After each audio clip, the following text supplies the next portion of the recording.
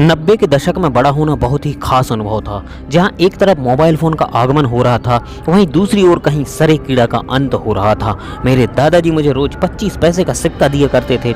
उस 25 पैसे के सिक्के से तब एक समोसा या कचौरी या एक पार्ले वाली चॉकलेट आ जाया करती थी। हमारी उंगलियां फोन पर चलने के बजाय स्लेट पर चलती थीं। विद्युतीय कलम तब कल्पना के परे था। हमने ब्लैक एंड व्हाइट से लेकर रंगीन दूरदर्शन का परिवर्तन देखा। इसके अलावा दूरदर्शन कब एक भरी भरकम डिब्बे से एक स्लेट से पतले ढांचे में बदल गई, पता ही नहीं चला। हमने टेम्पल रन, सबवे सफर न खेलकर सियोलिया क्रिकेट व छुपन छुपी खेला।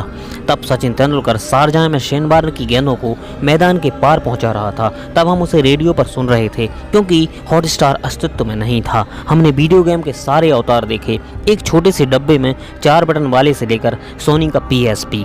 रविवार को सुबह 8 बजे दूरदर्शन पर रंगोली आता था, जिसमें हमारे सुझाव के गाने बजाए जाते थे। यूट्यूब तब एक अज्ञात नाम था। चॉकलेट का मतलब था गुड़ शक्कर डेयरी मिल्क मिल जाए तो इनाम लगता था।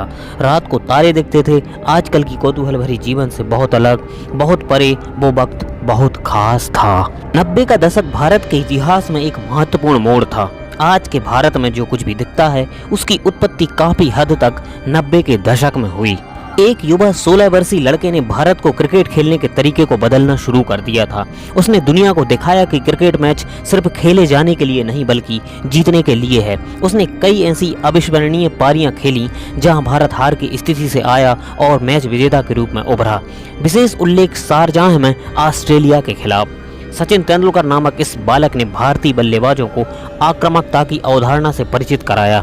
उसकी इस विस्फोटक शैली को आगामी वर्षों में युवराज सिंह, वीरेंद्र सहवाग और विराट कोहली जैसे कई अन्य खिलाड़ियों ने अपनाया और भारत को क्रिकेट की दुनिया में एक सम्मानित नाम बनाया। टीवी दिन के दौरान केवल कुछ समय के लिए था। समाचार एक सरल और गंभीर व्यवसाय होता था। सादा संदेश देना और लोगों को अपनी राय बनाने देना। आज के विपरीत, जब सब कुछ सनसनीखेज ब्रेकिंग न्यूज होता है और सार्वजनिक राय में हेरफेर करने के उद्देश्य से स्पष्ट रूप से पक्षपातपूर्ण होता है। 1991 के आर्थिक उदारीकरण के बाद कुछ पाश्चात्य चैनल स्टार टीवी और 24 घंटे का टीवी शुरू हुआ।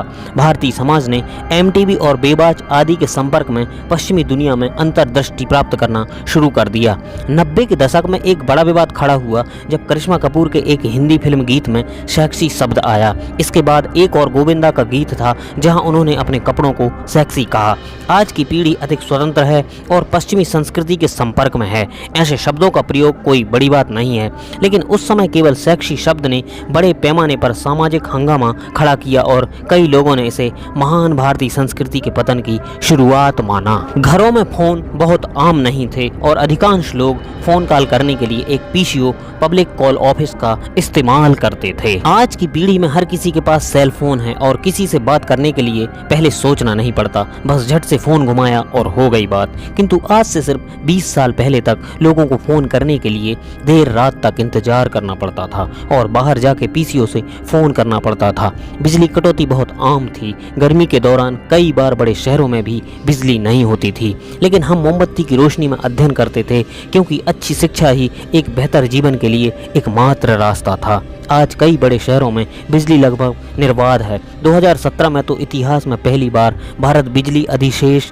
देश भी बन गया। आज की पीढ़ी को जो भारत की बढ़ती अर्थव्यवस्था में गर्व महसूस करती है और सिंगापुर, स्विट्जरलैंड, अमेरिका और यूरोप में छुट्टियां मनाने जाती है, वह ये सोच भी नहीं सकती थी कि आज से सिर्फ कुछ साल पहले हम एक राष्ट्र के रूप में विफल होने के कितने निकट आ गए हैं। भारत को अभी भी एक लंबी दूरी तय करनी है। कई बेघर और गरीबों को बेहतर जीवन देना अभी भी बाकी है। किंतु जिस यात्रा को 90 के दशक में शुरू किया गया था, उसने कम से कम यह सुनिश्चित किया कि हमारी प्रगति की दिशा निरंतर बनी रहे। बड़ा ही मस्त अनुभव रहा है और 90 के भारतीय गांव में बड़ा होना इस अनुभव को और खास बना देता है। उस जमाने में आज की तरह मोबाइल नहीं थे और सबके घरों में टीवी नहीं थे।